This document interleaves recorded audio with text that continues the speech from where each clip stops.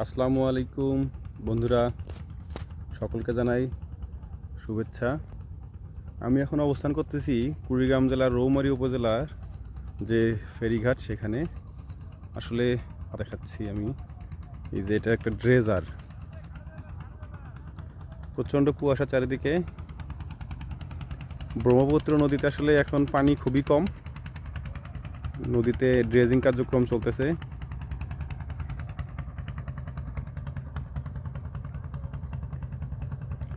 নদীর নাব্যতা ফিরিয়ে আনার লক্ষ্যে ড্রেজিং কার্যক্রম চলমান। চারপাশে আসলে কিছু দেখা যাচ্ছে না, দৃষ্টিসীমা অনেক কমে গিয়েছে। এরকম বেশ কয়েকটা ড্রেজার দিয়ে এখন ব্রহ্মপুত্র নদীতে রৌমারীতে ড্রেজিং কার্যক্রম চলমান আছে। আশা করি ড্রেজিং কার্যক্রম সুসম্পন্ন হলে এখান দিয়ে নদীতে নৌকা চলাচল অনেক সুবিধা হবে। ধন্যবাদ।